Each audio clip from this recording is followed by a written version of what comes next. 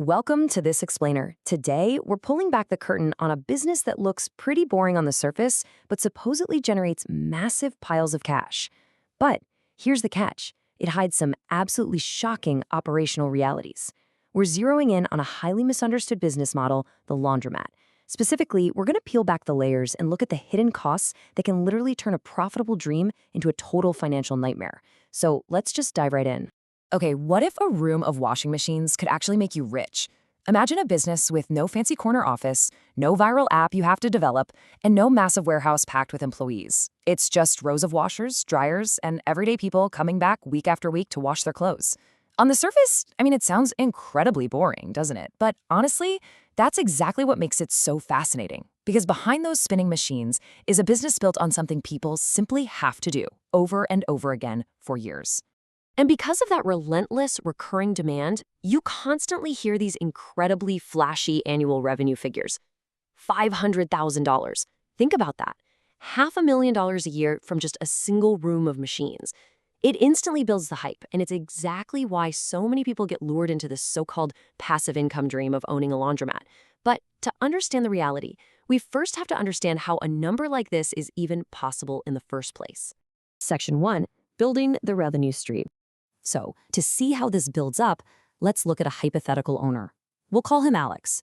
Now, Alex doesn't just unlock the front doors and hope for the best. No, he actively stacks multiple income streams to hit this massive revenue number. Here's how the breakdown looks. The core foundation is that $300,000 from traditional self-service washing and drying. But Alex is smart, right? He adds $60,000 from outsourced wash and fold services for busy professionals who just want to buy their time back. Then, another $40,000 comes from commercial laundry contracts. Think your local restaurants and small boutique hotels. Throw in $20,000 from vending machines and extra services, and then an additional $80,000 is basically squeezed out just by keeping machine utilization really high. It is a beautifully diversified model. And the logic here is brilliant. Sell more to the customer you already have. When someone is standing in your store for an hour and a half just waiting for their clothes to dry, they are a literal captive audience. They need detergent, they need fabric softener, dryer sheets, and hey, maybe a snack while they wait. By offering all these little things, the laundromat earns extra revenue from a single visit. It all sounds like this perfect, well-oiled money-making machine, doesn't it? Well, hold on a second. Because this is exactly where we shatter the illusion and hit the core focus of today's explainer, the hidden costs. The absolute biggest mistake novice investors make when they hear a number like $500,000 is they hear the word revenue and immediately think profit. They think the owner is taking home $500,000 to put in the bank. And that is completely wrong. A laundromat isn't simply buying machines and collecting buckets of quarters. It's time we look at what's really going on behind the scenes here. Section 2. Uncovering the hidden costs. You see, the sheer volume of money flowing into those machines is matched only by the money flowing right back out the back door. Just listen to this crushing list of hidden expenses. First off, you've got rent and property costs, which can be massive depending on your city. Then you have utilities. And guys, this is the big one. Water, sewer, gas, electricity. Remember, every single spinning dryer is consuming expensive energy. Every dollar from that machine is absolutely not pure profit. Then you have to add payroll for that wash and fold service we talked about. Add maintenance because commercial belts break and pumps fail all the time. Toss in insurance, cleaning supplies, taxes, and of course the looming monster of future equipment replacement. These hidden costs are just relentless. And because the profit margins are actually super tight after all those hidden costs, your location strategy literally has to be perfect. You can't just drop a laundromat into a suburban neighborhood where most homes already have their own personal washers. No way.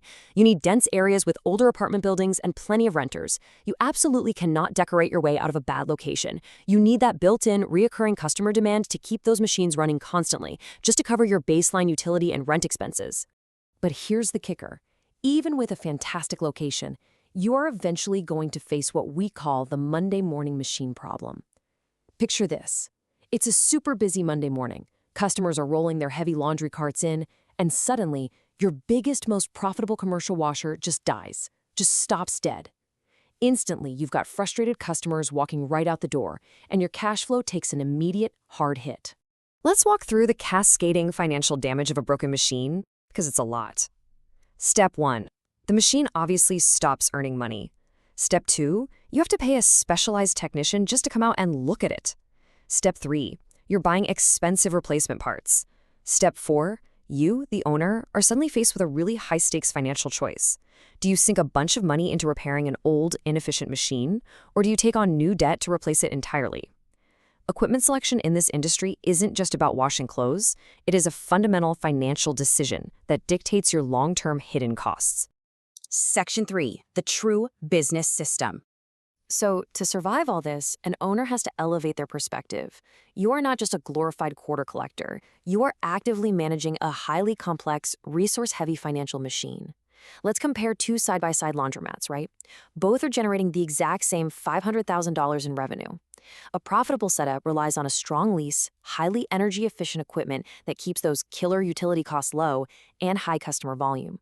But a dangerous setup? That relies on high rent, old machines that constantly break down and waste water, and excessive debt. It's the exact same revenue, but wildly different amounts of cash actually kept by the owner. The hidden costs completely dictate the winner here.